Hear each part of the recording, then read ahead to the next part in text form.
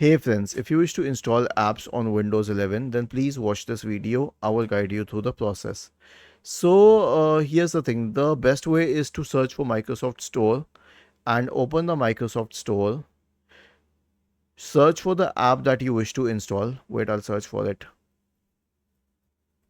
And hit enter. And then go to that app and then select install. And then the other ways that you can download and install it from the website. For apps that are not available on the Microsoft Store, you can search for that app from its original website, go to its website and download and install it.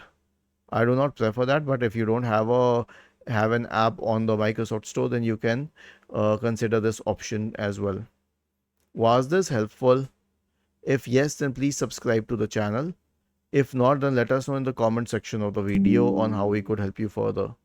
Thank you for watching this video and have a nice day.